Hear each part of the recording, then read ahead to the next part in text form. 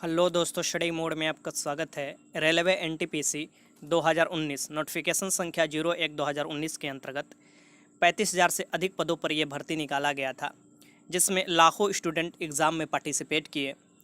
कल यानी 16 अगस्त को रात के 8 बजे सभी शिफ्ट का आंसर की जारी किया गया। काफ़ी स्टूडेंट आंसर की अपना मिला चुके हैं और अपना रॉ स्कोर भी देख चुके हैं नेगेटिव घटाने के बाद। आप सभी लोग अभी तक नहीं देखे हैं तो ज़रूर देख लीजिएगा, लिंक अभी भी एक्टिव है। और आपको अगर लग रहा है कि कोई क्वेश्चन में गलत आंसर दिया हुआ है उसके द्वारा, तो उस पर आप ऑब्जेक्शन भी कर सकते हैं। प्रत्येक क्वेश्चन पर 50 रुपया। ऑब्जेक्शन कैसे किया जाएगा ये भी मैं आपको तरीका बताऊंगा, और कुछ क्वेश्चन में मैं बताऊंगा अलग अलग शिफ्ट का कि किस में कौन से क्वेश्चन का आंसर उनके द्वारा गलत किया जा रहा है और आप उसका ऑब्जेक्शन कर सकते हैं। ठीक, हमारा इस वीडियो बनाने का मकसद एक ही है। काफ़ी स्टूडेंट सुबह से ही बोल रहे थे कि सर एक पोल कराइए और अपने स्टूडेंट से पूछिए और एक आपको सेफ स्कोर बताइए हर कैटेगरी वाइज कि कितना सेफ स्कोर होगा CBT 2 के लिए, क्योंकि CBT 1 हो चुका है। CBT 2 के लिए जो भी लड़के तैयारी करेंगे, कितना रिजल्ट दिया जाएगा, कितने लड़के पार्टिसिपेट किए एग्जाम में, ये सभी जानकारी आपको इस वीडियो में मिलने वाला है। और 1 लाख से अधिक जो स्टूडेंट है उनके द्वारा जो पोल किया गया है वो मैं आपको बताने वाला हूँ कि उसमें कितना स्कोर किया गया है, किस लेवल से किस लेवल के बीच में आपको लड़के ज़्यादा हैं, ज़्यादा स्कोर करने वाले। तो चलिए शुरुआत करते हैं। सबसे पहले आपने अभी तक आंसर की नहीं देखा है अपने शिफ्ट का, तो आंसर की जरूर देख लीजिएगा। कोई क्वेश्चन में डाउट है तो ऑब्जेक्शन भी कर सकते हैं, लेकिन उसका 2-3 लोगों से, अच्छे टीचर से भी पूछ लीजिएगा, या मैं खुद ही अलग अलग शिफ्ट का बताऊंगा कि कुछ क्वेश्चन में डाउट है, वहाँ पर ऑब्जेक्शन आप कर सकते हैं। वैसे आप भी मेरे टेलीग्राम का नीचे लिंक दे देता हूँ, वहाँ पर ज्वाइन कर लीजिएगा। वहाँ पर मैं जानकारी इससे रिलेटेड देते रहूँगा। ठीक, तो ये आपको यहाँ से देख सकते हैं। यहाँ पर आप रजिस्ट्रेशन नंबर डालिएगा, DO भी डालिएगा, और यहाँ से आप लॉगिन करते हैं तो अपना क्वेश्चन पेपर और साथ में वहाँ पर आंसर की दिया रहेगा, वहाँ से आप मिला सकते हैं। 2-3 बात ध्यान में रखिएगा कि जब नेगेटिव 1/3 है, काफ़ी ज़्यादा होता है रेलवे में। 1/3 नेगेटिव कहने का मतलब है कि अगर एक क्वेश्चन सही कीजिएगा तो 1 नंबर आपको मिलेगा। ठीक, लेकिन अगर वही क्वेश्चन गलत कर देते हैं तो 0.33 नंबर आपका नेगेटिव चला जाता है। 1/3, ये बात ध्यान में रखिएगा। और मान लीजिए यहाँ पर सबसे पहले मैं समझा देता हूँ कि मान लीजिए आपने 70 क्वेश्चन सही किया है, टोटल 90 क्वेश्चन किया है, टोटल 91 क्वेश्चन आपने किया है। ठीक, और 70 क्वेश्चन सही किया है और 21 क्वेश्चन गलत हो रहा है, तो ये 21 का आप नेगेटिव भी आपको घटाना होगा ना। तो ये 70 21 7 क्वेश्चन 70 में से और भी आपको घटाना होगा, तो आपका जाके स्कोर कितना हो जाएगा, 63 हो जाएगा। रॉ स्कोर 63 हो जाएगा। इस बात को ध्यान में रखिएगा, ऐसे आपको देखना है। ठीक, आगे चलते हैं। सबसे पहले मैं आपको बता दूं कि कितने लड़के पिछले बार जो NTPC हुआ था और कितने लड़के इस बार NTPC में पार्टिसिपेट करें, कितने बार पिछले बार सीट था और कितने इस बार कितना सीट है, कितने गुना पिछली बार रिजल्ट दिया गया था और इस बार कितना रिजल्ट दिया जाएगा। ये सभी जानकारी आपको होना चाहिए, तभी आप कंपेयर कर पाइएगा पिछले कटअप से इस बार के कटअप का, क्योंकि बहुत से लोग गलत जानकारी दे रहे हैं जो कि नहीं देना चाहिए। चलिए मैं आपको बताता हूँ। सबसे पहले देखिए, total number of candidate, total number of seat जो था ये 35,208 था इस बार के नोटिफिकेशन संख्या 01/2019 के अंतर्गत। ये आपको 35,208 था, लेकिन फिर बढ़ाया गया 35,281 हुआ। और यहाँ पर जो रिजल्ट देना है ये 20 गुना देना है। ठीक, अलग अलग जोन में अलग अलग सीट है, इस बात को ध्यान में रखिएगा। और अलग अलग जोन में भी अलग अलग कैटेगरी में सीट है, तो कैटेगरी वाइज भी कटअप वेरिएशन करता है, जोन वाइज भी वेरी करता है, ये आप जानते हैं। ठीक, तो टोटल 7 लाख के करीब रिजल्ट देना है। टोटल मिला लिया जाए तो 7 लाख के करीब ये अलग अलग जोनों में दिया जाएगा। जैसे सीट अलग अलग जोन का अलग अलग है, उसमें लड़कों की संख्या कहीं जोन में ज़्यादा है सीट कम होने के बावजूद भी, तो इसके चलते क्या होता है, कट ऑफ ऊपर चला जाता है। अब देखिए UR में आप देखिएगा टोटल 15,176 सीट था, जिसका रिजल्ट आपको 20 गुना देना था। ठीक, तो यहाँ पर 30, यहाँ पर देख सकते हैं कि 3,35,20 आपको रिजल्ट देना है। फिर SC में देख सकते हैं यहाँ पर सीट, ST में आप देख सकते हैं OBC का टोटल सीट, और AWS नया इस सेक्शन जुड़ा है, AWS 3525 सीट है और इनका भी आपको 20 गुना रिजल्ट देना है। तो टोटल 20 टाइम आपको रिजल्ट देना है, इस बात को ध्यान में रखिएगा। अब ये कहिएगा कि कितने लड़के पार्टिसिपेट किए हैं, तो ये बड़ा अजीब है। कहीं पर 45%, तो कहीं पर 42%, तो कहीं पर 50%, और मैक्सिमम कहीं पर 55 से 60% लड़के अपीयर हुए हैं। अब इससे यही अनुमान लगा लीजिए कि पिछली बार से भी अनुमान ये लगाया जा रहा है कि 2-3 लाख लड़के इस बार कम ही आपको पार्टिसिपेट किए हैं एग्जाम में, क्योंकि 2016 में भी NTPC का भर्ती आया था, लगभग 18,000 पर आया था और फिर उसे रिड्यूस कर दिया, घटाया गया था, 14,000 कर दिया गया था। ठीक, उसके बारे में मैं आपको बताऊंगा। तो ये आप देख सकते हैं। तो ये सभी फैक्टर आपको जानना जरूरी है, तभी आप डिसाइड कर सकते हैं कि सेफ स्कोर क्या होगा। ठीक, तो ये मैंने आपको बताया कि 7 लाख के करीब आपको रिजल्ट देना है, टोटल सीट है, और जो कैटेगरी वाइज भी अपना आप सीट देख सकते हैं, और उस कैटेगरी वाइज उतना गुना आपको रिजल्ट दिया जाएगा। ठीक, और जोन वाइज भी ये भी याद रखिएगा, अलग अलग जोन में अलग अलग कटअप बनता है। अब देखिए 2016 में जो NTPC आया था उसमें आपको देखिएगा 93 लाख जो स्टूडेंट, 93 लाख फॉर्म भरे थे, और उसमें से आप देखिएगा 60% स्टूडेंट पार्टिसिपेट किए थे। मतलब कि 60% जो स्टूडेंट एवरेज ये एग्जाम में पार्टिसिपेट किए थे, और 56 लाख है। और इस बार भी अनुमान मिलाया जा रहा है कि 54 से 55 लाख स्टूडेंट जो है, जबकि इस बार ज़्यादा स्टूडेंट है। इस बार आपको स्टूडेंट की संख्या देखिएगा तो 1 करोड़ से भी ज़्यादा स्टूडेंट है। फिर भी आप देखिएगा कि पार्टिसिपेशन इस बार कम है, लॉकडाउन होने के कारण भी और कोविड आपको जान मेन फैक्टर ही निभाया, और सेंटर भी इधर उधर लास्ट वाला कर दिया, तो वो भी मेन आपको फैक्टर यहाँ पर दिखाई देता है। ठीक, तो ये 56 लाख पिछली बार स्टूडेंट थे। पिछली बार सीट की संख्या इस बार से सीधे आधा, मतलब पिछली बार 18 था, रिड्यूस करके 14,000 कर दिया गया था। इस बार आपको 35,000 सीट है। आप समझ सकते हैं पिछली बार से दुगना है। लड़कों की संख्या सेम भी मानते हैं, मान लीजिए सेम भी। पार्टिसिपेट देखिए, ये नहीं कि फॉर्म कितना भरे, नहीं, एग्जाम में पार्टिसिपेट अगर मान लीजिए कि इस बार भी 56 से 57 लाख या 55 लाख लड़के किए हैं पार्टिसिपेट, तो वो भी अगर मानते हैं, लेकिन सीट की संख्या तो डबल हो जा रहा है ना, इस बात को एकदम ध्यान में रखिएगा। ठीक, EWS वाले स्टूडेंट के लिए बहुत ही अच्छा है, क्योंकि उनके लिए एक नया फैक्टर है कि 10% उन लोगों का सीट आरक्षित किया गया है। लेकिन EWS में जो सर्टिफिकेट वाला मामला है कि 2017-18 मांग गया, उस पर मैं अलग से वीडियो बनाऊंगा, ये क्या उस पर क्या है मामला, और फिर उससे कैसे सभी लोग मिलकर उसको कैसे सॉल्व कर सकते हैं, क्योंकि उसके लिए तो आपको आवाज़ उठाना पड़ेगा, नो डाउट इसमें। ठीक, तो यहाँ पर आप देख सकते हैं ये 76 शिफ्ट में पिछली बार एग्जाम हुआ था, और टोटल 56 लाख स्टूडेंट पार्टिसिपेट किए थे। इस बार का अगर डाटा पूर्णतः निकल कर आ जाएगा तो मैं आपको बताऊंगा कि इस बार भी कितने % स्टूडेंट आपको पार्टिसिपेट किए हैं और कितने लाख स्टूडेंट पार्टिसिपेट किए हैं। ठीक, आगे चलते हैं। अब यहाँ पर देखिए कट ऑफ निर्धारण जो होता है, बहुत लोग बस ऐसे ही बता दे रहे, कट ऑफ निर्धारण में बहुत भूमिका होता है। 5 फैक्टर को मिनिमम आप जरूर ध्यान में रखिएगा। सबसे पहले टोटल नंबर ऑफ कैंडिडेट, कौन जो अपीयर हुए, ये नहीं कि फॉर्म भरे, नहीं।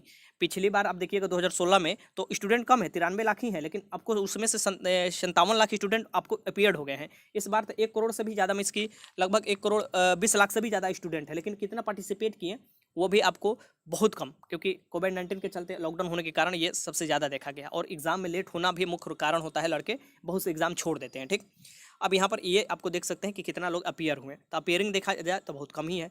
डिफ़िकल्टी लेवल एग्जाम, सबसे मेन फैक्टर डिफ़िकल्टी लेवल। अब देखिए जब से ऑनलाइन एग्जाम होने लगा और नॉर्मलाइजेशन की प्रक्रिया अलग अलग शिफ्ट में अपनाने लगे, तब से आप देखिएगा डिफिकल्टी लेवल जरूर भूमिका निभाता है। किसी का डिफिकल्टी लेवल ज़्यादा होता है तो नॉर्मलाइजेशन में ज़्यादा नंबर उसको बढ़ता है, क्योंकि उसका जो क्वेश्चन अटेम्प्ट है वो बहुत कम लोग करते हैं। इसलिए आपको देखा जाता है हार्ड क्वेश्चन आता है तो अटेम्प्ट OBC कम कीजिएगा तो नॉर्मलाइजेशन में फ़ायदा होता है। ठीक, और जिसका ईजी क्वेश्चन होता है उसका घटाया भी जाता है, इस बात को ध्यान में रखिएगा। लेकिन इस बार कुछ फैक्टर बदला गया है नॉर्मलाइजेशन का, फिर भी आप देखिएगा बहुत महत्वपूर्ण नॉर्मलाइजेशन का भूमिका निभाया जाएगा। ठीक, तो एग्जाम का लेवल देखिएगा। अगर हम देखें 2-3 दिन एक ऐसा पेपर आया है जिसमें काफ़ी लड़कों से बात करने के बाद लगा कि काफ़ी उनका डिफिकल्ट क्वेश्चन था। जीके GS ही सबसे डिफिकल्ट आप मान सकते हैं, मैथ रीजनिंग लगभग सब वही था। एक 3-4 दिन ऐसा एग्जाम हुआ है जिसका डिफिकल्टी लेवल काफ़ी हाई था, लेकिन बाकी लोगों का एवरेज ही आप मान सकते हैं, थोड़ा बहुत उतार चढ़ाव हुआ है, SSC CGL की तरह नहीं हुआ है। ठीक, अब देखिए total number of vacancy available, पिछले बार से इस बार दुगना वैकेंसी अवेलेबल है, लेकिन स्टूडेंट की संख्या में एवरेज आपको बता रहा हूँ, जब तक डाटा निकल कर पूरा नहीं आता कहीं कहा जा सकता है, वही मानकर चलते हैं। फिर भी वो उससे कम है, लेकिन वही मानकर चलते हैं, तब फिर भी अब सीटों की संख्या डबल है। इसको एकदम दिमाग में बैठा लीजिएगा। क्वेश्चन का लेवल पिछले साल की तरह ही है, मतलब पिछले साल नहीं, पिछली बारी की तरह ही है। यहाँ तक कि टेक्नीशियन का पिछली बार जब एग्जाम हुआ है 2018 में, उससे भी ईजी लेवल का क्वेश्चन है, आप सभी लोग जानते हैं, लेकिन क्वेश्चन की संख्या 100 है और आपको मिनट मिला है 90।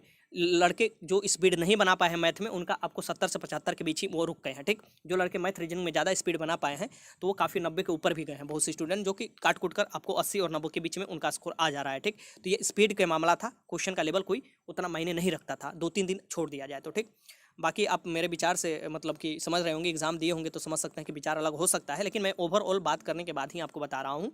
ठीक, और नॉर्मलाइजेशन सबसे बड़ा भूमिका नॉर्मलाइजेशन। अभी तो आप अपना रॉ स्कोर देख रहे हैं, अभी ऑब्जेक्शन होगा, बहुत से क्वेश्चन गलत होते हैं, 1-2 अगर शिफ्ट में 1-2 क्वेश्चन भी आपका गलत हो जाता है, जो कि RRB ही गलत डाला है तो उसे हटा दिया जाता है। तो जो 100 क्वेश्चन पर देखना था उसे 98 क्वेश्चन पर देखा जाएगा।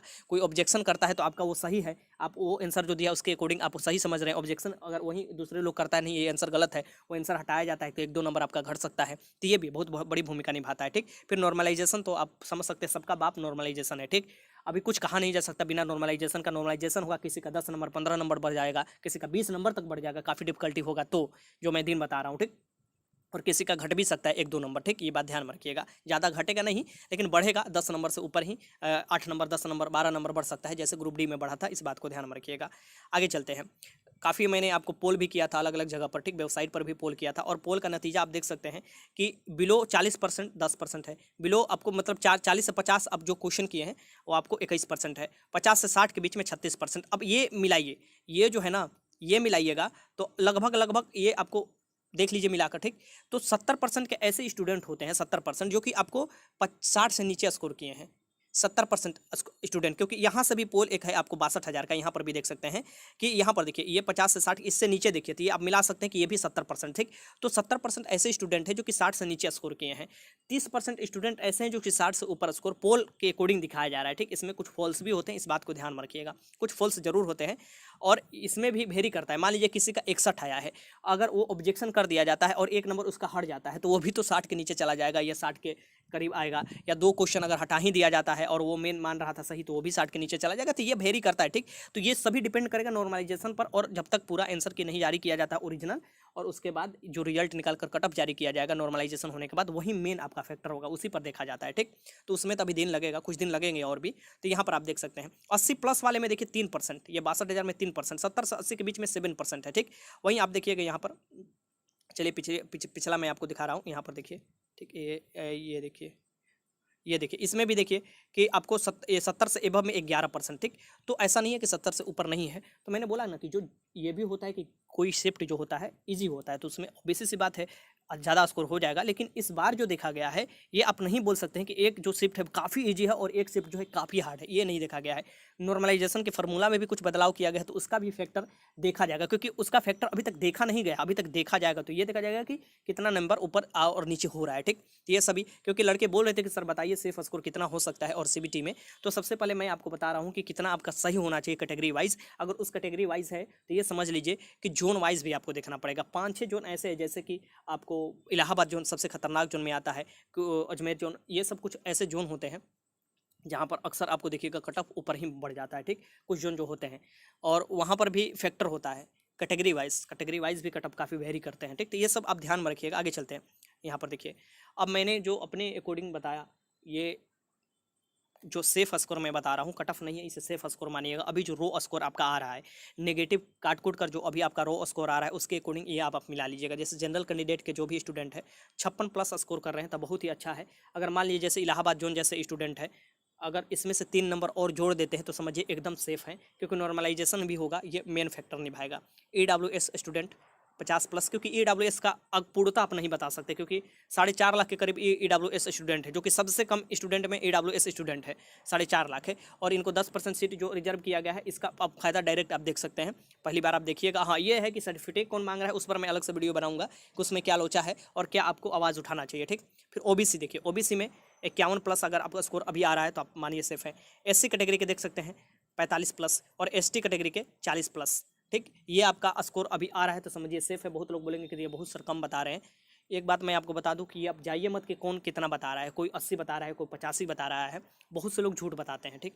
जब ओरिजिनल रिजल्ट आता है ना, जैसे टेक्नीशियन के समय आप देखे होंगे, LP और टेक्नीशियन के समय सब लोग बोलता था कि मेरा तो 40% से ऊपर होगा, 40% से ऊपर होगा, मेरा 50 होंगे, 60 होंगे, 80 होंगे।